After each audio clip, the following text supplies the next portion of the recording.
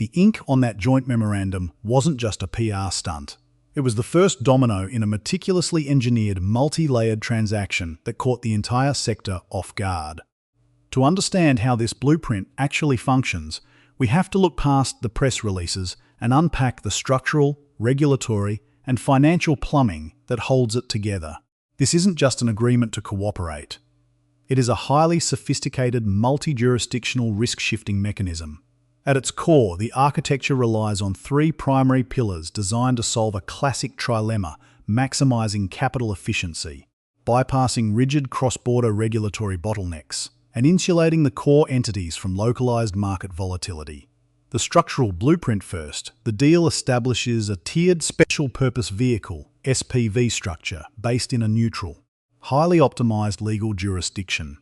This SPV acts as the central clearinghouse for all joint assets and intellectual property involved in the partnership. Instead of Entity A buying directly into Entity B, which would trigger months of antitrust reviews and foreign direct investment screenings, both entities transferred specific, ring-fenced operational assets into this intermediary hub.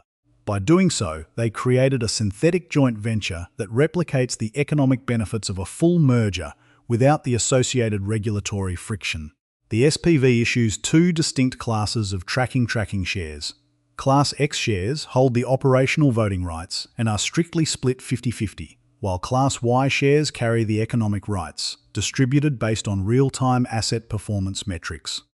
This decoupled equity structure ensures that while governance remains perfectly symmetrical, cash flows reflect the actual contribution of each party's underlying infrastructure.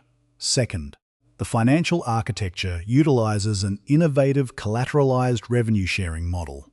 Rather than relying on traditional debt financing or dilutive equity issuance to fund the initial capital expenditure, the consortium secured a $3 billion syndicated facility backed entirely by future, predictable cash flows. This structured financing carves out a specific percentage of the top-line revenue generated by the SPV's digital infrastructure projects and channels it directly into an offshore escrow account. The lenders are paid out of this waterfall mechanism before any profit distributions are made to the parent companies. To protect against the inherent volatility of the underlying commodity prices, the facility integrates an embedded algorithmic hedging overlay.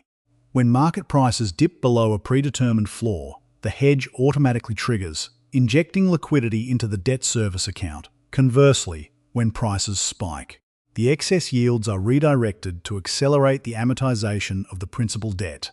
This self-correcting mechanism significantly lowers the cost of capital, allowing the partners to borrow at rates typically reserved for investment-grade sovereign bonds. Third, the operational and strategic integration is governed by a decentralized, API-driven governance framework.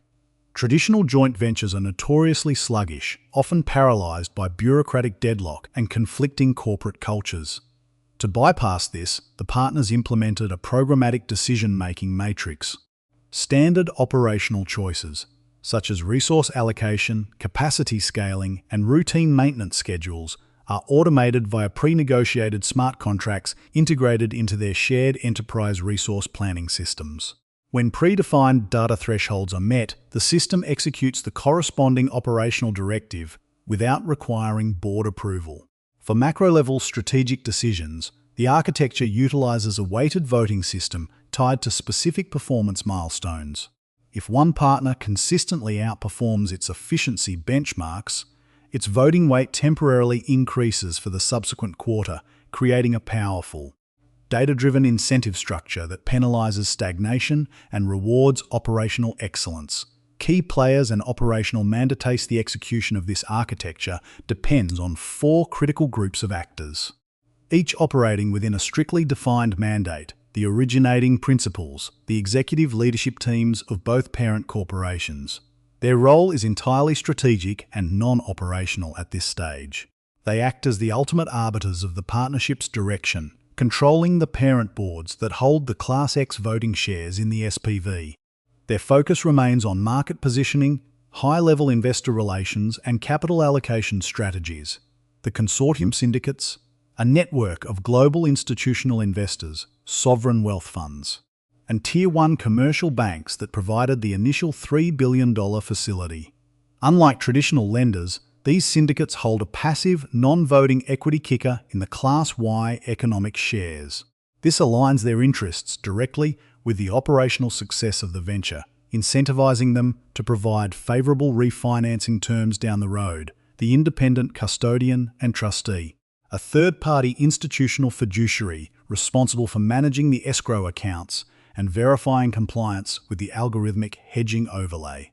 The custodian operates under strict instructions, ensuring that the revenue waterfall is executed precisely as engineered, free from interference by other of the principal companies. The Integration Steering Committee, IS, a lean, specialized team composed of top-tier engineers, data architects, and regulatory specialists drawn equally from both parent companies. The IISC acts as the human interface for the automated governance matrix.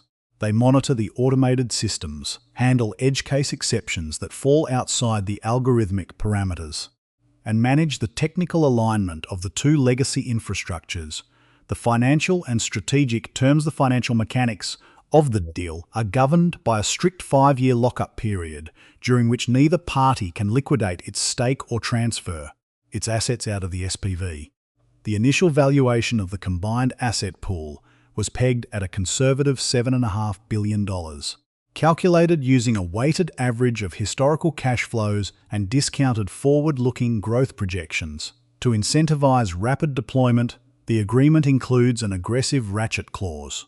If the venture fails to hit its commercial milestones within the first 24 months, the profit-sharing distribution automatically shifts by up to 7% in favor of the partner that met its individual operational KPIs. This structure effectively eliminates the free rider problem that destroys most corporate alliances. Furthermore, the intellectual property framework is structured under a non-exclusive, perpetual, royalty-free licensing agreement inside the SPV. If the partnership dissolves after the 5-year lockup, both parties retain the right to use the co-developed technologies independently, preventing either side from weaponizing patent lock-in against the other.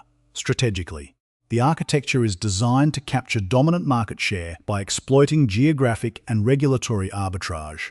By routing operations through the SPV's neutral jurisdiction, the partners can seamlessly offer their combined services across multiple continents, bypassing individual country-level import bans and data localization laws that have crippled their independent competitors. The deal also includes a stringent non-compete covenant that prevents either parent company from launching independent initiatives that directly duplicate the SPV's specific mandate within any active market territory. This intricate web of financial engineering, automated governance, and legal insulation was designed to be bulletproof. On paper, every contingency was accounted for, every risk hedged, and every incentive aligned to ensure flawless execution. The markets reacted with immediate enthusiasm, sending the stock prices of both parent companies to record highs as analysts praised the sheer brilliance of the deal architecture. But human systems are rarely as predictable as the algorithms that govern them, and even the most meticulously crafted financial structures remain highly vulnerable to the unpredictable friction of real-world implementation.